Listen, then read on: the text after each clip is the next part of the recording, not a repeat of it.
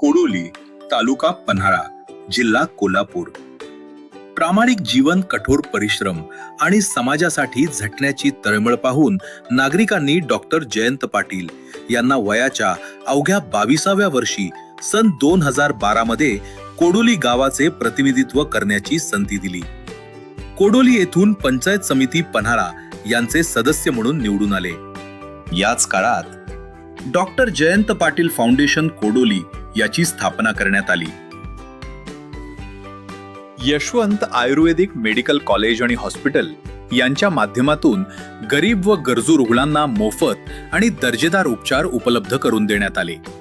विविध शैक्षणिक संस्थांच्या माध्यमातून समाजाच्या प्रत्येक स्तरापर्यंत शिक्षण पोहोचवण्याचा सातत्यपूर्ण प्रयत्न डॉक्टर जयंत पाटील यांच्या नेतृत्वाखाली आजही सुरू आहे. डॉक्टर जयंत पाटील यांनी समाजाच्या सर्वांगीण विकासासाठी अनेक महत्त्वपूर्ण उपक्रम राबवले आहेत.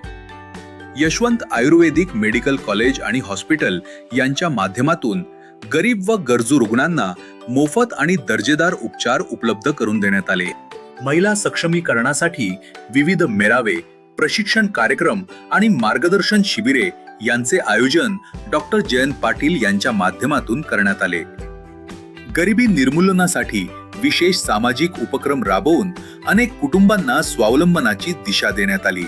शेती, क्लिनिकल युनिट आणि सामाजिक कार्य या तिन्ही क्षेत्रात सातत्यानं योगदान दिलं गेलं.